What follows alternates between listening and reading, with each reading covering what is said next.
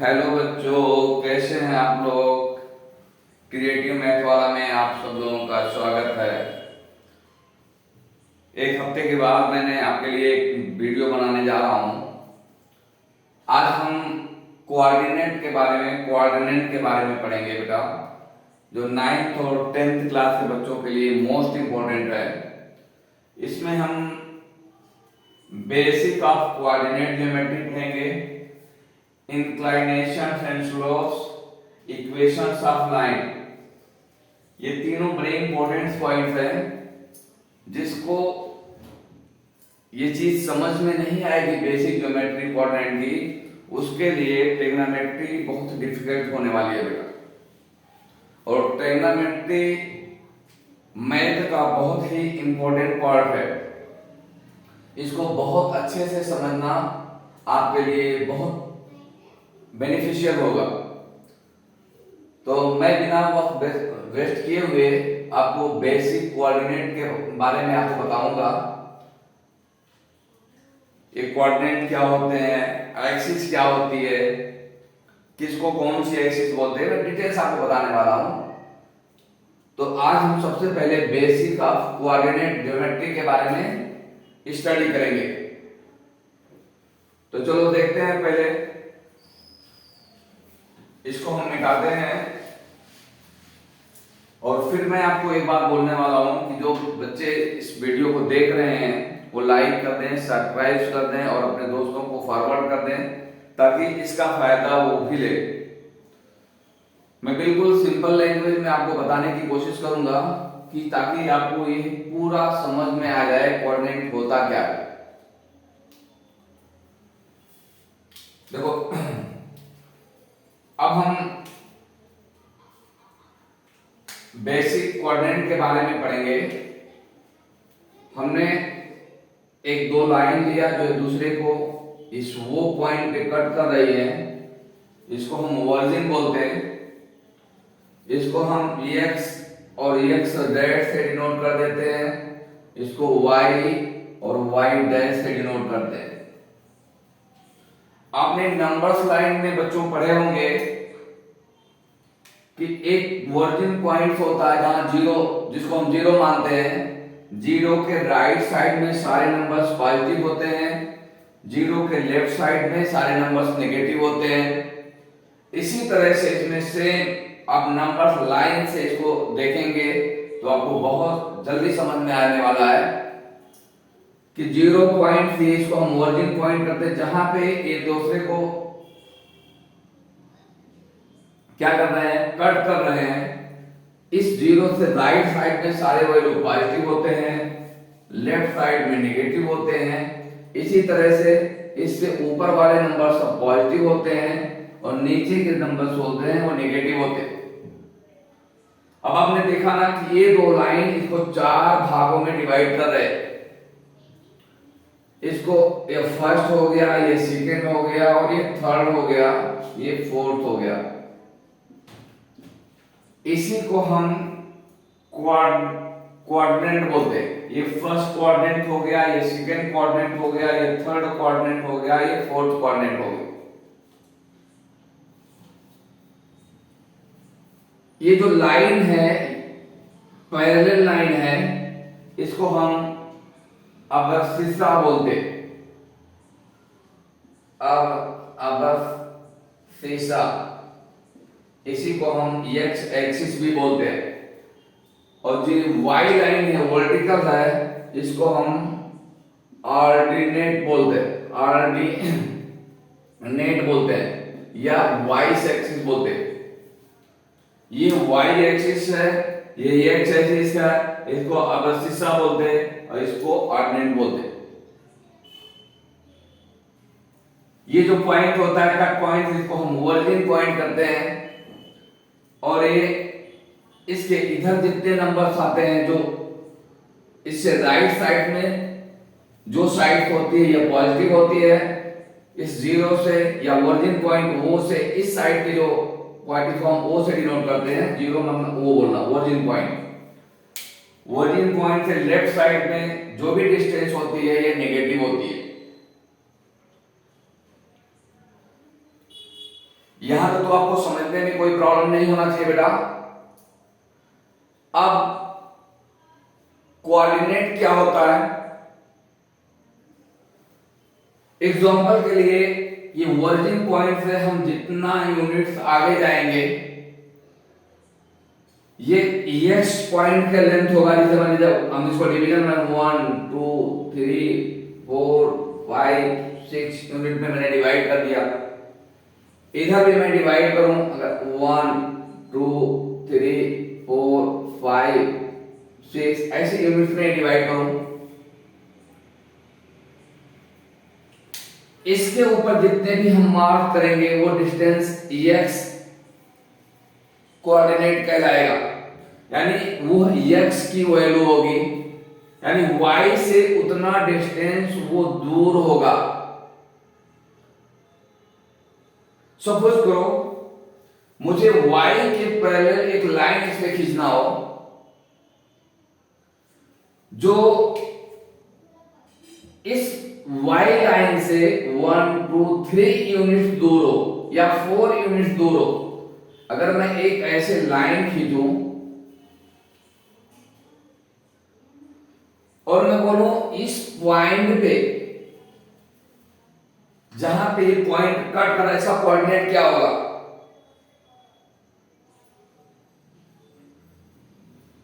मतलब क्या हुआ कि x और y की वैल्यू यहां पे क्या होगी,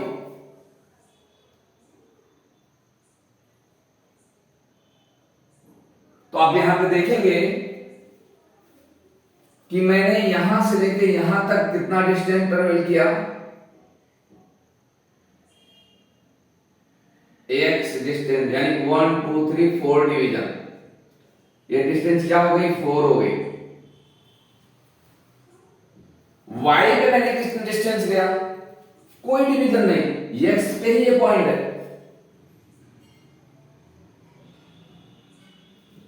तो इसका कोऑर्डिनेट यहां पे इस पॉइंट पे 4 और 0 होगा, क्योंकि 4 जो है ओरिजिन पॉइंट से इस लाइन की डिस्टेंस है बेटा, 0 जो है इसी लाइन के ऊपर लाई है, ऊपर नीचे कहीं पे भी नहीं, तो इसका जो पॉइंट होगा, इसकी जो वैल्यू होगी, इसको जो हम बोलेंगे ये 4, यानी दिस लाइन y एक्सिस से कितने डिस्टेंस पे है। अगर मैं इसका डिस्टेंस पूछूं कि dy is equal to 4 unit at x axis, ऐसे लिख सकते हैं हम। इसी को ही ये नंबर्स ना लिख करके इतना हमने डायरेक्ट 4 और 0 लिख दिया। ये dy के डिस्टेंस है ना बेटा, y जो अभी ये पहले लाइन जो मैंने खींचा इस y के पहले वो कितने डिस्टेंस पे है, 4 यूनिट x एक्सिस के डिस्टेंस पे है, यानी x यहां से लेकर के 4 है और y 0 है, क्योंकि y जो है किस पे लाई कर रहा है, x एक्सिस के पॉइंट पर ही लाई कर रहा है, तो इसके कोऑर्डिनेट क्या हो जाएंगे 4 और 0 होंगे। दूसरा पॉइंट देखो, अगर मेरे पास मैंने यहाँ पे 4 यूनिट्स चला और दूसरा मैं 3 यूनिट्स अगर इस पे चलूं y एक्सिस के ऊपर, जब मैं यहां से ऊपर की चलूंगा और यहां से अगर मैं लाइन ड्रा करूं तो ये लाइन एक दूसरे को कट करेंगी बेटा, यहां पे कट कर रही है, ये पॉइंट अगर आप P मान लो, तो इस P पॉइंट का जो कोऑर्डिनेट होगा 4 into 3 होगा। क्यों? क्योंकि मैंने इस एक्सिस के पैरेलल y एक्सिस के ऊपर, y ऑर्डिनेट के ऊपर 3 यूनिट्स मूव किया, फिर मैंने उस पे एक लाइन ड्रा किया, x एक्सिस के ऊपर y के पैरेलल मैंने 4 यूनिट मूव किया, तो ये दोनों जो कट करेंगे, अब ये डिस्टेंस इस डिस्टेंस के इक्वल होगी बेटा, ये डिस्टेंस इस डिस्टेंस की इक्वल होगी, तो coordinate of the point P equal to हो जाएगा 4,3। ठीक है, इसी को हम अगर ये डिस्टेंस मैं 4 ना मान करके इसको x मान लेता और इसको y मान लेता तो ये कोऑर्डिनेट x, y होता। p का कोऑर्डिनेट क्या होता है? x, y होता। मैंने ये नॉन डिस्टेंस मान के आपको नंबर्स में बताया, क्योंकि ये पॉइंट बदलते रहते हैं। अलजेब्रिक मान यहाँ पे ये 4 पॉइंट भी आप मान सकते हैं, 5 पॉइंट मान सकते हैं, इसी तरह से इधर भी पॉइंट्स हो सकते हैं। एग्जांपल के लिए अगर मैं बोलूं कि यहां से मैं x के वर्किंग पॉइंट के लेफ्ट साइड में 5 डिवीजन चल रहा हूं, 1 2 3 4 5, और y एक्सिस पे पॉजिटिव डायरेक्शन में मैं अप की तरफ 3 पॉइंट चल रहा हूं, तो ये एक दूसरे को यहां पे जो कट करेंगे p डैश पे, यहां पे इसकी वैल्यू क्या होगी बेटा? -5 + 3। इसके कोऑर्डिनेट क्या हो जाएंगे? -5 और 3 हो जाएंगे। इसी तरह से अगर मैं यहां पे चलूं,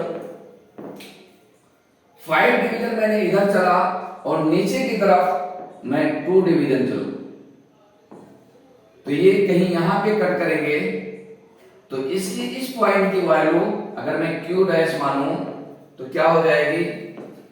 -5 - 2। क्यों -5 - 2 हो रहा बेटा? क्योंकि यहां पे दोनों y भी निगेटिव हो रहा है, x भी निगेटिव है। y को मैंने कितना लिया? -5 सॉरी -2, और x को मैंने लिया -5, तो पॉइंट q के जो कोऑर्डिनेट होंगे -5 - 2। इसी तरह से आप फोर्थ क्वाड्रेंट में जाएं। फोर्थ क्वाड्रेंट में अगर मैं यहां पे 6 डिवीजन चल रहा हूं, इधर से मैंने 4 डिवीजन चला, तो यहां पे एक दूसरे को कट करेंगे। यहां पे x पॉजिटिव है तो ये होगा 4 और -6, क्योंकि x की वैल्यू बेटा इस डायरेक्शन में पॉजिटिव है, y की वैल्यू इस डायरेक्शन में नेगेटिव है, तो coordinate of the point q equal to 4 - 6 होगा। आई थिंक आपको समझ में आ गया होगा। अब इससे हम क्या कंक्लूजन निकालना है बेटा? अगर आप लोगों ने इसको नोट करना तो आप नोट कर लें।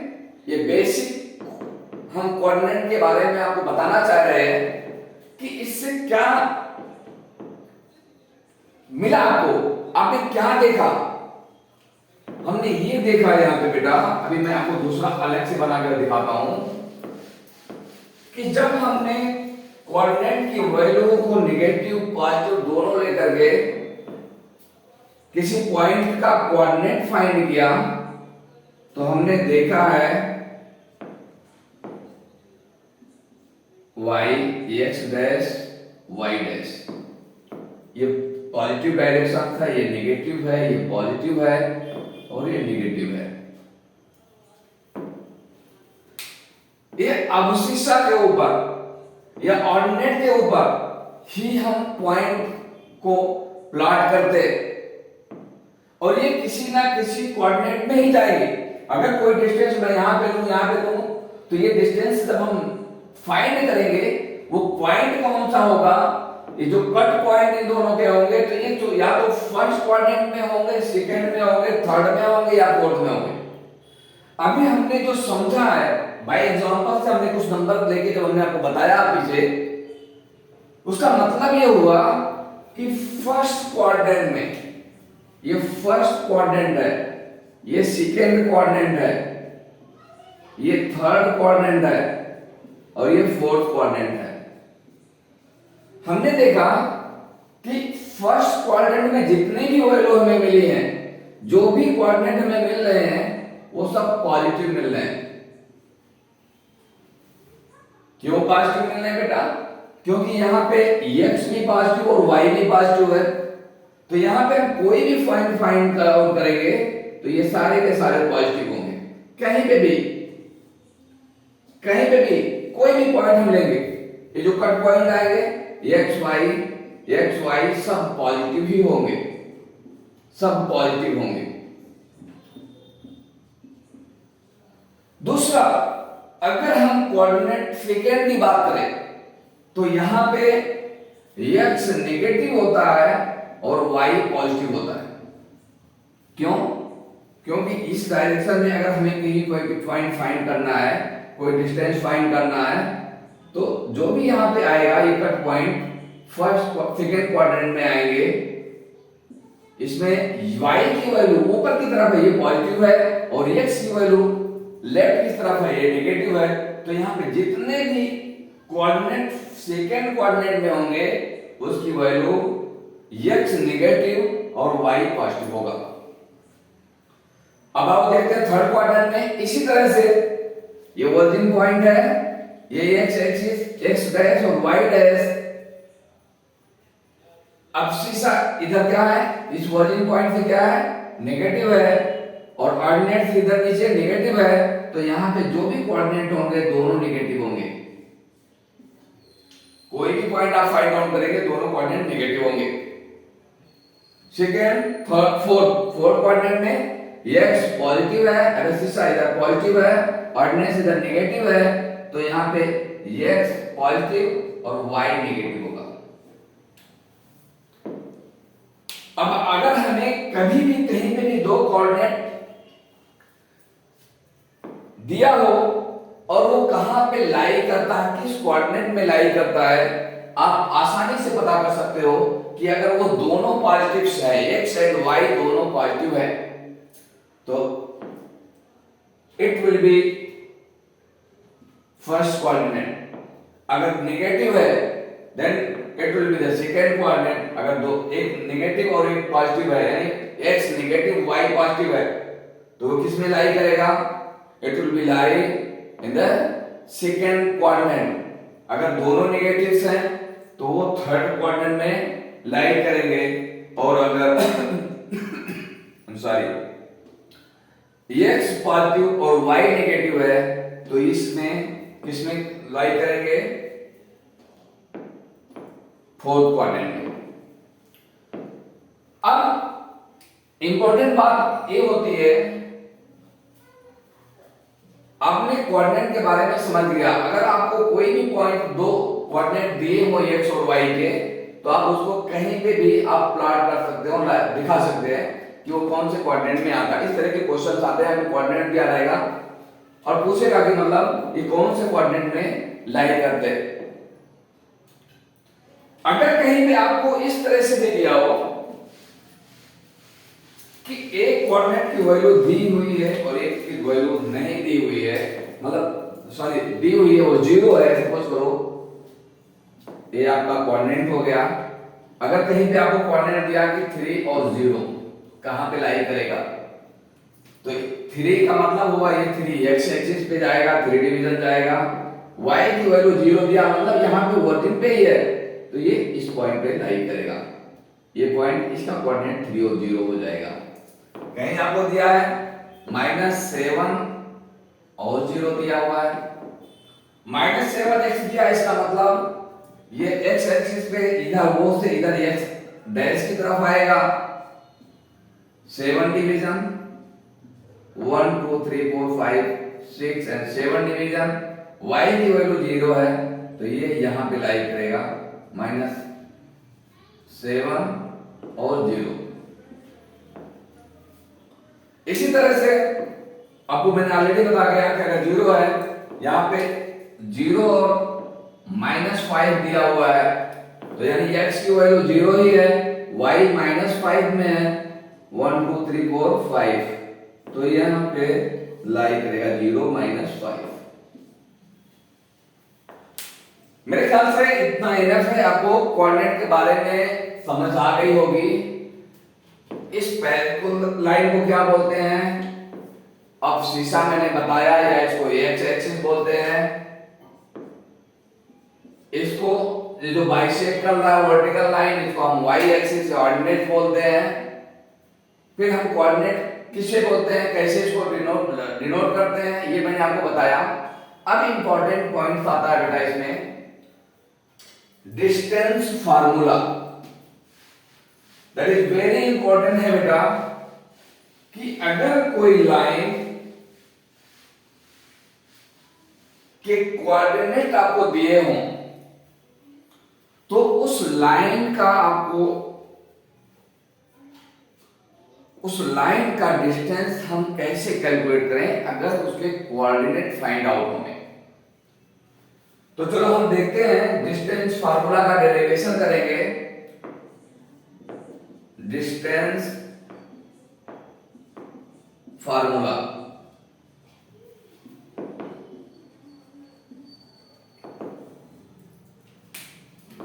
अगर लाइन के दोनों पॉइंट, सपोज करो ये एक कोऑर्डिनेट है, ये कोई एक लाइन है ए बी, बहुत ख्याल से इसको देखना बेटा, अगर ये आपके समझ में आ गया तो बहुत कुछ समझ में आ जाएगा आपको। ये फर्स्ट कोऑर्डिनेट में मैंने एक ए बी लाइन ले ली है, कोई एक लाइन ए बी है कि कोई डिस्टेंस होती है, डिस्टेंस नोन नहीं है, किसी एंगल पे है, मैंने पैरेलल भी नहीं इसको लिया है, किसी एंगल पे है। अब इस लाइन की डिस्टेंस क्या होगी अगर इसके कोऑर्डिनेट पता हो, ए पॉइंट के कोऑर्डिनेट पता हो और बी पॉइंट के कोऑर्डिनेट हमें पता हो, तो इस लाइन का लेंथ हम कैसे निकालेंगे। मैं इसका डेरिवेशन आपको देने जा रहा हूं, ये 9th और 10th के बच्चों के लिए बहुत ही इंपॉर्टेंट है बेटा। मैं डायरेक्ट फार्मूला लिखने नहीं जा रहा हूं, जनरली क्या होता है, फार्मूले को डिराइव नहीं किया जाता है, फार्मूले को बता दिया जाता है कि डिस्टेंस का फार्मूला ए, आप इसको याद कर लो।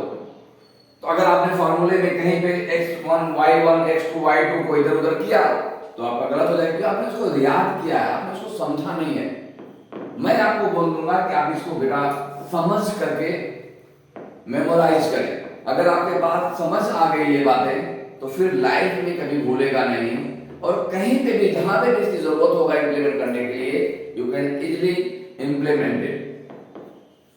तो let's start formula of the distance. कैसे हम निकालेंगे, ख्याल से सुनना। आप देख रहे हैं कि y से कुछ डिस्टेंस पे ये पॉइंट है जो इसका फर्स्ट पॉइंट है यहां पे, और x से भी कुछ डिस्टेंस पे। मैं मान लेता हूं बेटा कि y से जो ये डिस्टेंस है बेटा, यहां इसकी ये x1 है, और x एक्सिस से जो ये डिस्टेंस है इसकी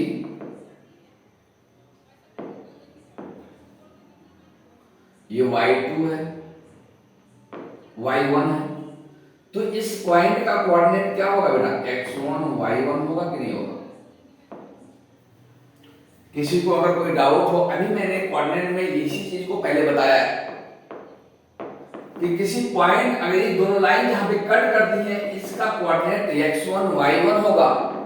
जैसे भी मैंने बताया कि यहां से अगर हम 3 डिस्टेंस चलते हैं, यहां से हमने 2 डिस्टेंस चला, अभी लाइन में हम मिलाएंगे, जो कट पॉइंट होगा ये P होगा, इसका कोऑर्डिनेट क्या होगा बेटा 3 2 होगा, क्योंकि हमने 3 यूनिट से डिस्टेंस लिया और 2 यूनिट से डिस्टेंस लिया। तो ये जो पॉइंट होगा, पहला किसको डिनोट करता है, x को, अब शीशा को डिनोट करता है, और दूसरा ऑर्डिनेट को डिनोट करता है। बेट क्लियर, ओके। दूसरा पॉइंट हम मान लेते हैं बेटा B, जो y एक्सिस से यहां से जो ये पॉइंट है बेटा, ये कितना है, x2 है, और ये पॉइंट इस पे हम परपेंडिकुलर डालेंगे,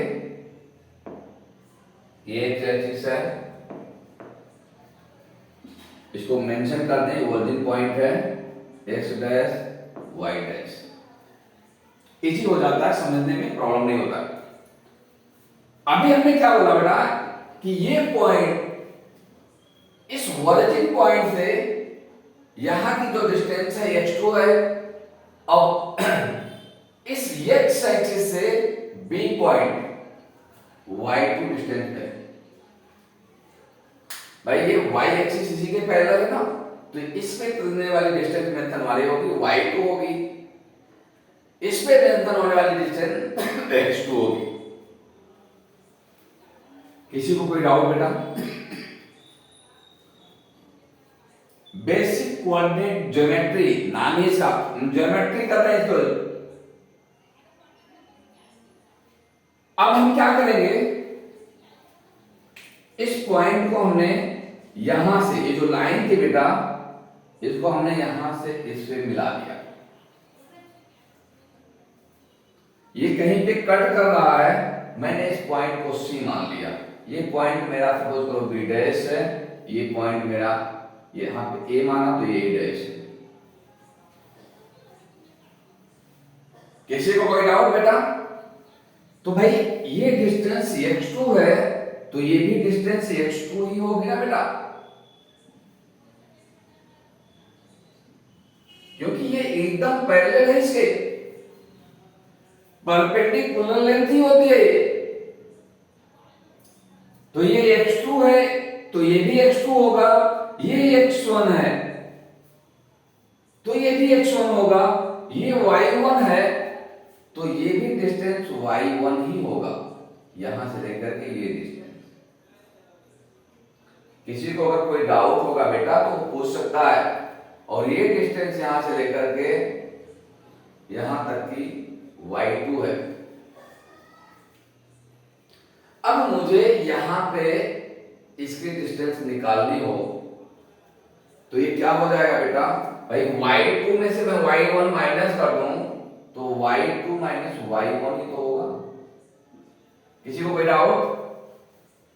ये पूरे डिस्टेंस y2, ये डिस्टेंस y1, अगर इस पूरे में से मैं इसको माइनस कर दूं तो y2 माइनस y1 ये डिस्टेंस बनेगा। इसी तरह से ये पूरे डिस्टेंस x2 है, यह डिस्टेंस x1 है, भाई ये इतना है तो ये भी इतना होगा, तो ये डिस्टेंस x2 माइनस x1 होगा कि नहीं होगा? अब देखो मुझे AC की डिस्टेंस मिल गई और BC की डिस्टेंस मिल गई। आप देख रहे हैं कि ये लाइंस पैरेलल हैं, ये वर्टिकल लाइन है, तो जो राइट एक ट्रायंगल बन रहा है, एक राइट एंगल ट्रायंगल बन रहा है। बहुत ही ध्यान से समझने वाली बात है बेटा, डेरिवेशन है फॉर्मूलेशन का। अब अगर मैं इसकी डिस्टेंस d मान लूं, इधर का मैंने मिटा दिया ताकि जितना जरूरी है उतना रखता हूं। ये डिस्टेंस को जनरली हम d से डिनोट करते हैं बेटा।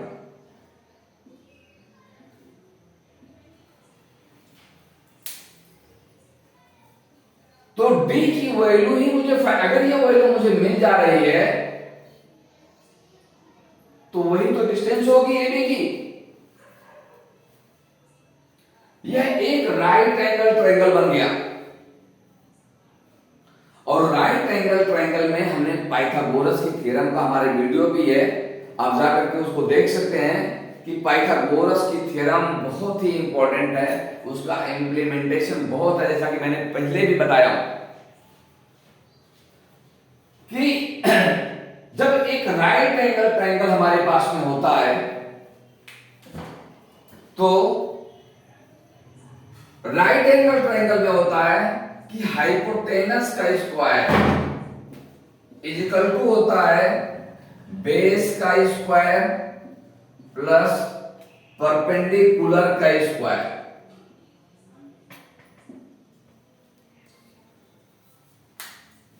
अब हाइपोटेनस में क्या है बेटा? AB का स्क्वायर, बेस क्या है? AC का स्क्वायर, परपेंडिकुलर क्या है? BC का स्क्वायर। अब आप आ जाओ वैल्यू में। AC की वैल्यू आपकी क्या है? x2 माइनस x1 का होल स्क्वायर। BC की वैल्यू क्या है बेटा? y2 माइनस y1 का होल स्क्वायर। और जब हम इधर का स्क्वायर हटाते हैं तो इधर की जो वैल्यू होती है उसके ऊपर अंडर रूट लग जाता है। A B is equal to under root x2 minus x1 का whole square plus y2 minus y1 का होल स्क्वायर, ये प्लस माइनस। जब भी कोई रूट इधर का स्क्वायर हटता है तो दूसरे साइड पे जो रूट लगते हैं जितने पावर्स होते हैं उसकी वैल्यू उतनी आएगी बेटा। बट चूंकि ये ए बी एक डिस्टेंस है तो कोई भी डिस्टेंस नेगेटिव नहीं होती है। डिस्टेंस एक स्केलर क्वांटिटी है, फिजिक्स में ऑलरेडी आप लोगों को बताया जा चुका है, या आपने जिस सर से पढ़ा होगा, जो भी आपके टीचर होंगी वो बताए होंगे कि डिस्टेंस एक स्केलर क्वांटिटी होती है, उसका वैल्यू हमेशा पॉजिटिव में होता है। अगर कहीं आपको नेगेटिव भी डिस्टेंस होती है तो उसका मोड लेकर के हम उसको पॉजिटिव करते हैं, क्योंकि distance never be negative. Got it? तो ये जो फार्मूला मिला ए बी ही डी है, तो D is equal to under root x2 minus x1 का whole square plus y2 minus y1 का होल स्क्वायर। ये आपका कोई भी लाइन की डिस्टेंस आप मेजर करते हैं, अगर उसके कोऑर्डिनेट आपको दिए गए हो। किसी को डाउट बेटा, अगर किसी को डाउट होगा इस पे तो मुझे मेल करे, मैसेज करे, कमेंट करके बताए, क्योंकि ये बहुत ही इंपॉर्टेंट है। ये बेसिक कोऑर्डिनेट ज्योमेट्री है। अगर आपको ये चीज समझ में नहीं आएगी तो आगे आपको चल करके परेशानी आने वाली है।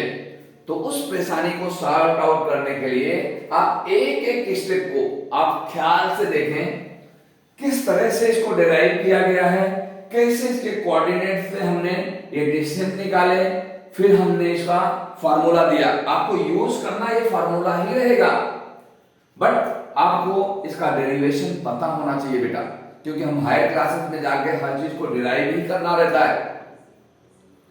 डेरिवेशन जब आपको मालूम होगा तो प्रॉब्लम सॉल्व करने में आपको कोई तकलीफ नहीं होगी। तो आप लोगों को ये चीज तो अभी समझ में आ जानी चाहिए। मैं आज बस उतना ही बताऊंगा जितना आप अच्छे से इसको स्टडी कर पाए। तो डिस्टेंस फार्मूला मैंने आपको दिया। अब मैं आपको दो चीज के पॉइंट में बताऊंगा कि किसी लाइन से अगर कोई पॉइंट का डिस्टेंस हमें निकालना हो, उसकी डिस्टेंस क्या होगी। दूसरा,